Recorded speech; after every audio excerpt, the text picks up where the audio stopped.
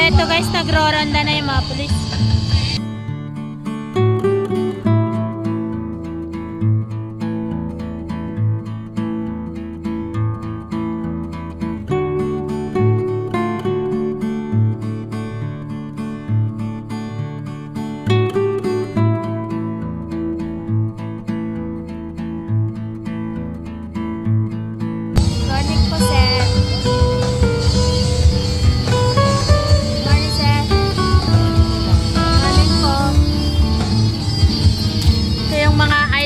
Na pulis. Good morning, sir.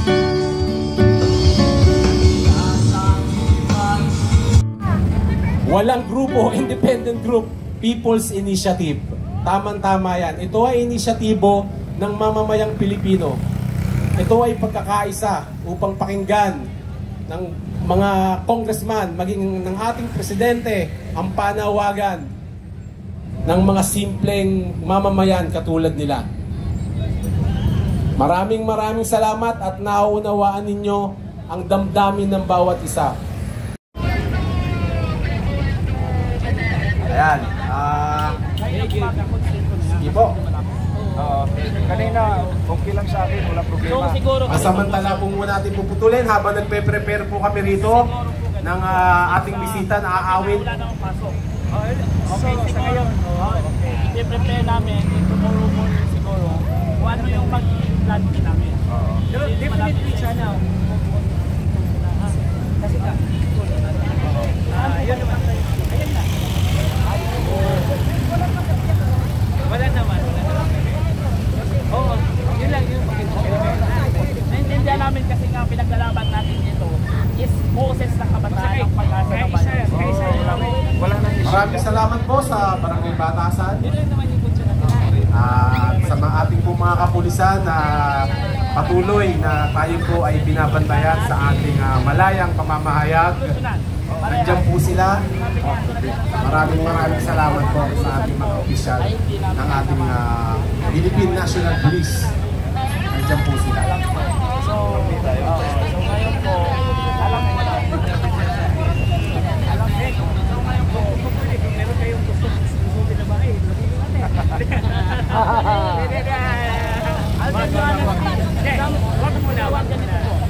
Some of our brothers and sisters, gusto talaga nila gawin yung nangyari sa Nepal. Pero ang pwede na masolusyonan ng maayos, na peaceful, yun po ay aming gagampanan sa ayos na maayos. Kasi nga, pinagbigyan na nga tayo, ayaw naman natin na ang pinaglalaban natin dito isinang bayan, tapos tayo magkakagulo para sa so basta kami po, gagawin namin,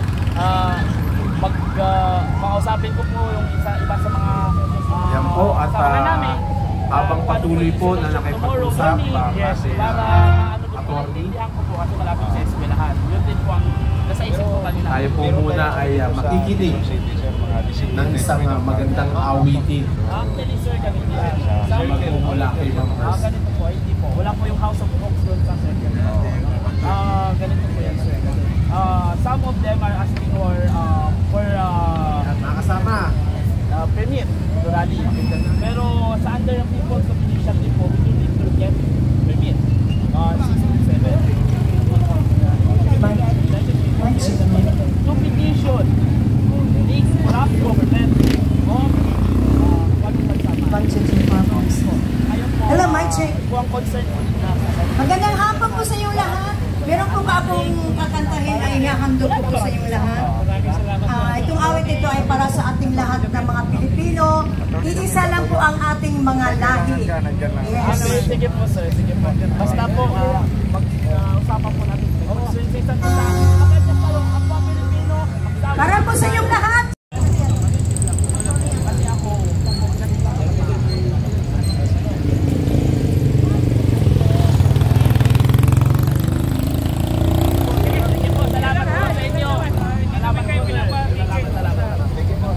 Tuloy ang laban!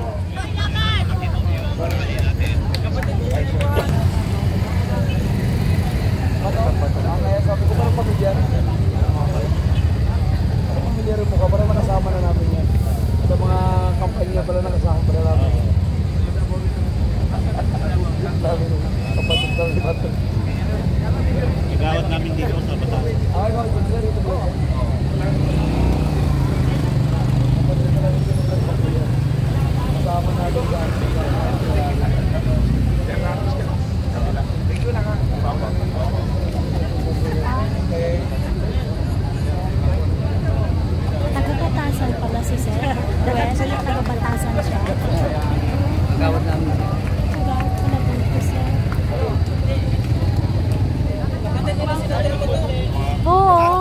Anyayaan po namin kayong makilahok ngayong gabi dahil lahat po tayo ay biktima ng korupsyon dito sa ating bansa. Huwag na po tayong magbingi-bingihan, huwag maging bulag-bulagan sa mga nangyayari dito sa ating bansa. Karapatan nating lahat ng mga Pilipino na hungkatin kung saan pinunta ni Martin Romualdez ang pera ng taong bayan. Ngayon, kung gusto nating wakasan ang korupsyon sa ating bansa, kung gusto natin mabago ang ekonomiya sa ating bansa, kung gusto nating umunlad ang ating bansa, tayo mismo ang dapat gumalaw at kumilos sapagkat tayo ay mga mamamayang Pilipino na karapatan nating ungkatin at hanapin, imbestigahan kung saan napunta ang binabayad nating buwis. Kaya mga kaibigan kong Pilipino, marami akong nakikitang mga tao doon. Sana sila ay makilahok, mga estudyante, wag ho nating biguin ang ating mahal na bayaning si Dr. Jose Rizal naong mga panahong sinabi niya na ang kabataan ay pag-asa ng bayan. Ngunit, nasaan kayo ngayong kailangan kayo ng inang bayan? Nasaan kayo ngayong kailangan kayo ng taong bayan? Mga kabataan, magsilabas kayo sa inyong mga bahay at ipaglaban natin at pagkatotohanan natin ang sinabi ni Dr. Jose Rizal na tayong kabataan ang pag-asa ng bayan. Tayong lahat ay mga estudyante. Tayong lahat ay mga nagbubuwis ng ating buhay. Tayong lahat ay nagbabayad ng buwis sa gobyernong ito. Napudpud na ba ang inyong mga kamay? Napudpud na ba ang inyong mga paa? O sadyang wala kayong bayag at naduduwag kayo sa mga politikong nagpapahirap sa ating mga Pilipino? Kurakot, ito po!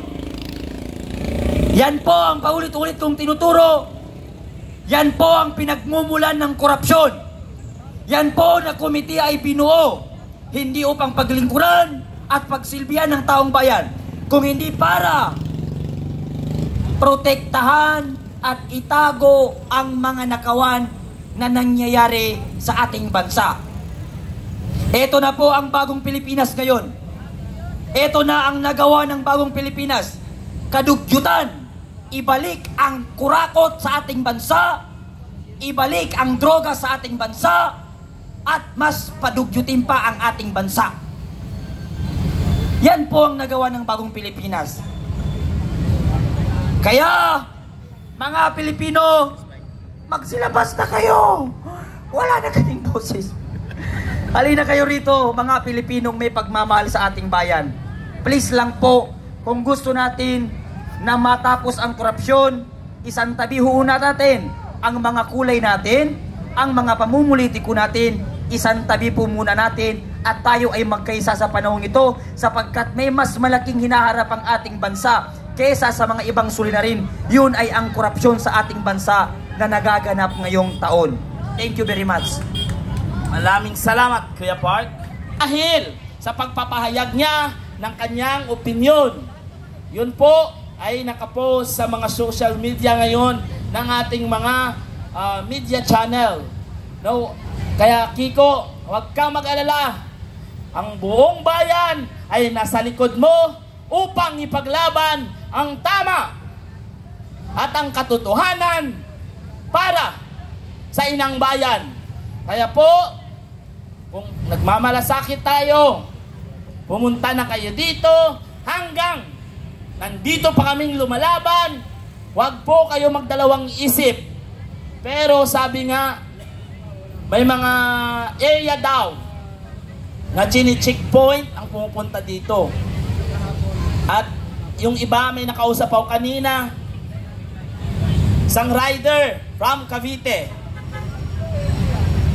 Sabi niya, nung kahapon, hinarang sila. Nung Sabado, hinarang sila. Hinatid pa siya sa bahay niya. Pauwi. Tapos sinabihan pa siya na ang kanyang sulat daw sa kanyang plaka ay malaking kaso, sedition daw yun.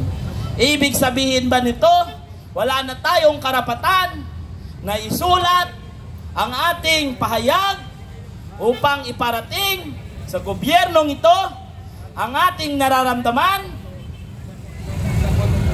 Ibig sabihin, may mga sumusulat po gamit lang ang plaka sapagkat wala silang lakas ng loob na magsalita sa harapan at iparating ang kanila sa loobin. Pero nandito po kami na handang lumaban para sa inang bayan, sa lahat po ng mga dumadaan dyan na nakarinig po sa aming panawagan. Wag lang po tayo matapang sa social media. Iwan ko kung nandyan pa ba yung mga o nakauwi na, yung mga magnanakaw nating mga okay, magsiuwi ng maayos kayong Pag-asa ng Inang Bayan. Sana pagdating ng araw, ipagpatuloy ninyo itong paglalaban namin at pagpupuksa namin sa korupsyong ito.